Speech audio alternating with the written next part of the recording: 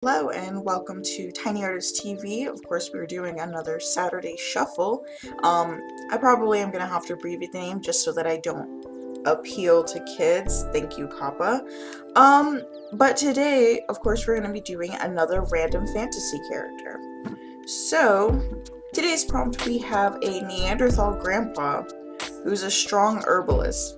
So basically, we've got another gentle giant. Well, I guess the last one wasn't so gentle, but I'm excited about this one. It's got some Pumat Soul energy for any of you Critical Role fans out there. So for this one, I'm also going to be using a random color palette generator, and this is just from coolers.co. I found this website about a week ago and I am hooked. It creates some of the most beautiful color palettes, so I'm interested to see. I hope I get something like nice and lush and green. I'm also going to be shuffling it based on what week it is. So because we are in week 3, I'm going to be shuffling this 3 times. So this is the color palette that we have, a nice succulent earthy color palette. Let's get started. So as usual, we're starting off with the sketch, and I did have to look up a few references just to make sure that I was starting off in the right direction here. Basically going with a humanoid, but the main differences being the pronounced brow bone, the larger ears, the larger noses, and of course they do tend to be a lot hairier. And something interesting is they actually, more common than not, tended to have red hair. So I do end up giving this greenhouse grandpa like a dusty terracotta color for his hair and beard, and it's actually the color that I've assigned to skin, but a little bit lighter on the white to gray scale. And something else noted is, once again, I've labeled what I want each color to function as. It's different than what I've been doing with my Huevembers, because this is just a color palette. It's to guide, so I'm not restricting myself to using just those colors, but kind of gravitating around either colors that complement the palette or different shades within that palette. So pretty much doing what I'm supposed to be doing for Huevember, but with a more expanded palette. Anyway, finishing on with this sketch, it basically became me drawing my dream greenhouse. Back when I was in high school, I actually was in horticulture club, and I loved going down there and just being in like the big, like the fresh air, the open, sunny. It was just nice. So drawing this basically became me trying to recreate that, but what I would want it to look like when I eventually get my own house. Because right now I'm renting, so we're not allowed to do anything with the space that we're living in, but I do want a nice big garden and maybe a sunroom, kind of in the vein of what's going on in this picture here. And then as I'm moving on to the line art, I choose to only use the crisp, clean lines on the character, who unfortunately doesn't have a name. If you guys want to give him a name down in the comments, that's awesome, cool, go ahead. But kind of doing this in focus, out of focus, because he is the focus of this piece. So he gets the crisp, clean lines, whereas everything else is just slightly out of focus. The plants in the front get these like big fuzzy outline type situation, and then everything else in the back is just shapes and colors. There's no lines.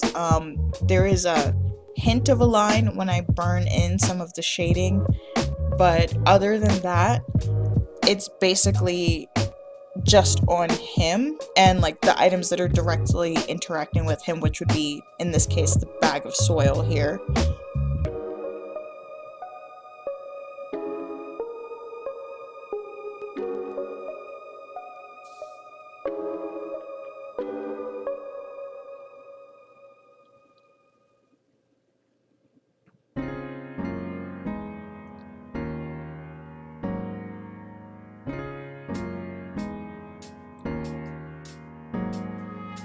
And of course, as I'm filling in the background colors, I have it set to transparency so that I can see my sketch. Typically, I'll just put my sketch layer over top of whatever color or lines I'm trying to do. But GIMP and Filmora have this weird relationship where it doesn't let me move my layers while I'm recording, so I figured a way around that by just setting it to transparency and dealing with it. Everything is kind of just thrown in there. I do fine-tune some of the elements, like the windows look really bad right now, but I go back in and kind of neaten them up just a touch. Basically just kind of figuring out again colors and shapes and what elements I want. Initially, the frames on the left side of the canvas were going to be like pictures of things. What things, I'm not completely certain because I didn't get that far. I ended up making them open box planters. Well, not planters per se, open, like they're frames that act as shelves, and so I put plants over in those instead of putting pictures.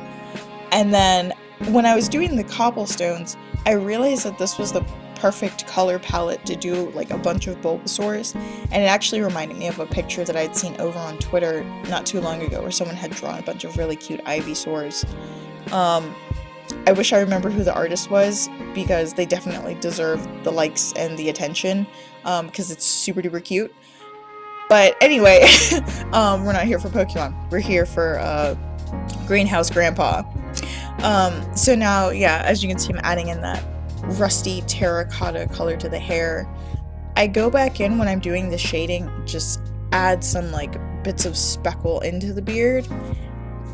Doing the planters in the backgrounds, basically, I think I used a 5 soft to make it look a little out of focus. This is what I mean by everything in the background was just shapes and colors. Like, I really was not worried about, I don't know, not to say not making it neat, but not being precious with it. Not spending hundreds of hours doing every single plant, because those are not the focus. I do work on them to the point where they look decent, but they're not the focus.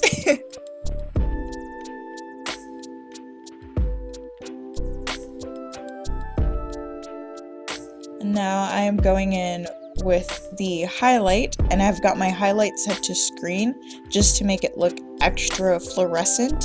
You'll see that when I add the colors back in, it just really gives it that glow. Like even here when it's just on the beige, it looks very vibrant and just like pops off like sunlight. Even more so when I add the colors in, you can really see that difference.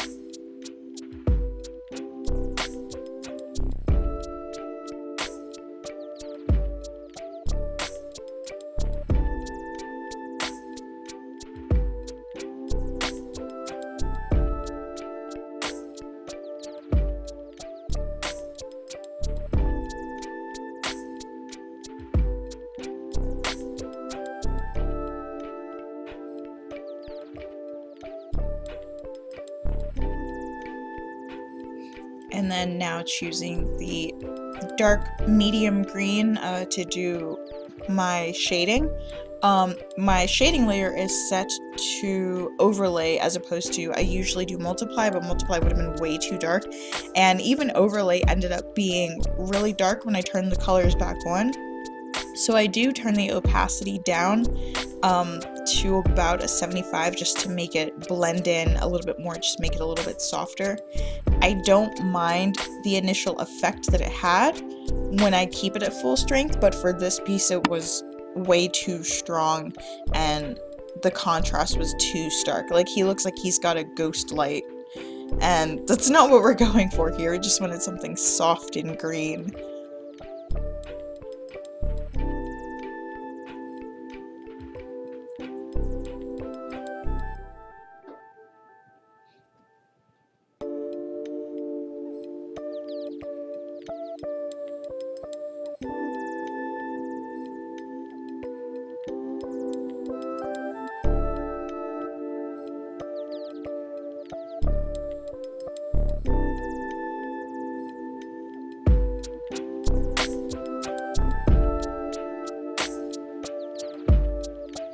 And now I'm adding in the plants. Once again, the plants were just kind of a an intonation, is that, I guess that's the word I'm looking for, I don't know, of just a little different bits of greenery. I go in and I do add some like little hydrangea puffs and some lavender and some lantana. I do kind of hint at tomatoes, but the tomatoes end up turning into berries. And over on the far side where there's less light, I've got the little budlings, just to add a little bit more story element to this, where he's got his budlings over there on the far shelf, and then when they get bigger and need more sunlight, he moves them over to the window.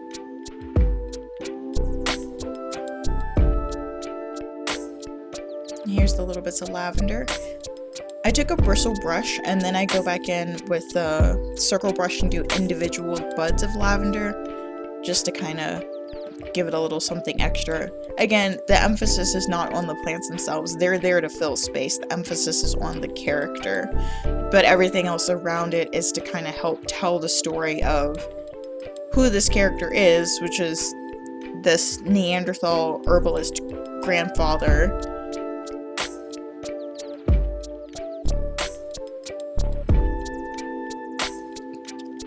And I go back to my shading layer with a darker green, mostly because the shading that's on the Super Grow was not dark enough. So I take that green and I put it back onto the Super Grow bag. But before I do that, what I'm doing with the sofa, I took a peach and a mint and a texture brush and just splashed it onto the couch and softened it up so that it's interesting but not drawing attention.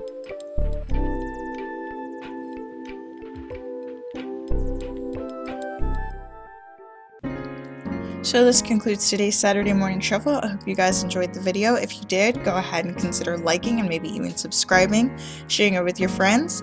But until then, I will see you all next time. Have a weird day. Maybe go outside and grow something.